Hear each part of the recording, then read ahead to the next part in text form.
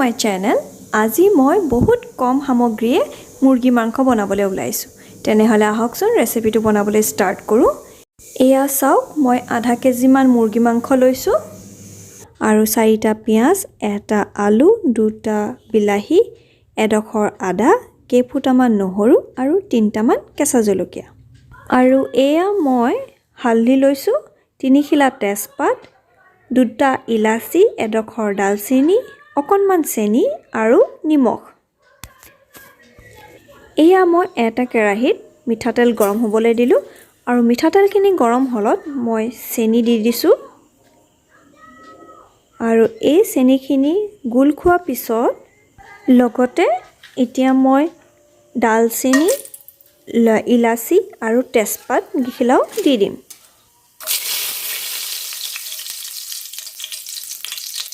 next মই এতিয়া পিয়াজ আৰু নহৰু আদাখিনিও দি দিম আৰু ইয়াত মই নহৰু আৰু আদাখিনি অকনমান থেতালি লৈছো আৰু পিয়াজটো মই স্লাইস কৰিয়ে দি দিছো এতিয়া এইখিনি মই ভালকৈ ভাজি লওঁ আৰু এইখিনিতে আপোনালোকে কেঁচা জলকীয়া দি দিব পাৰে মই ইয়াত দিয়া নাই যিহেতু মোৰ ছোৱালীজনীয়ে খাব নোৱাৰিব আৰু এতিয়া হালধি নিমখ মই একেলগে দি দিছো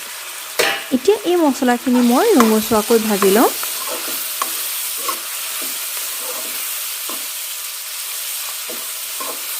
চিলি পাউডাৰ হাফ টিস্পুন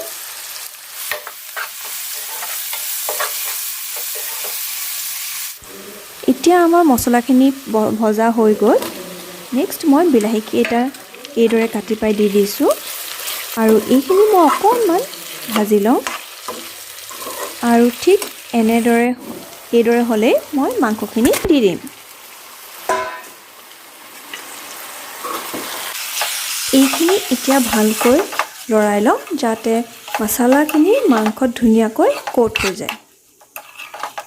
আৰু এতিয়া এইখিনি মই ঢাকন দিয়ে কম জুইত সিজাই থাকিম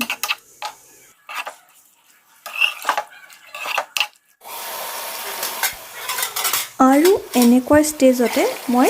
কাটি থোৱা আলুখিনিও দি দিছো এতিয়া এইখিনি মই আকৌ ভালকৈ লৰাই ঢাকন দি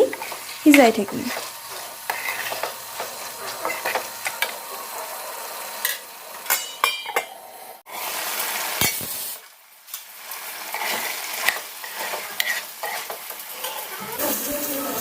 আৰু এয়া চক মই সৰু চামুচে 1.5 চামুচ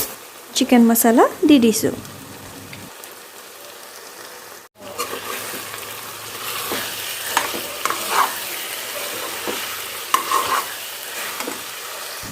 এয়া চক আমাৰ ধুনীয়া কালাৰ এটা আহিবলৈ আৰম্ভ হৈ গ'ল নহয়নে আৰু এনেকুৱাতে মই এগিলাস মান পানী দি দিছো পানীটো আপোনালোকে নিজৰ জোখমতে দি ল'ব এতিয়া এইখিনি ভালকৈ উতল আহিবলৈ দিম আৰু জোলকণ যাতে ডাঠ হয় হেয়াও আমি চাই থাকিম এয়া আমাৰ মাংস সিজিলে লগতে আমাৰ জোলখনো ডাঠ হৈ পৰিল এনেকুৱাতে মই গেছৰ ফ্লেমটো অফ কৰি দিম আৰু আমাৰ চিকেন কাৰী ৰেডি ৰেচিপিটো যদি ভাল পালে তেনেহলে প্লিজ লাইক শেয়াৰ আৰু সাবস্ক্ৰাইবো কৰি দিব থ্যাংক ইউ ফৰ ওয়াচিং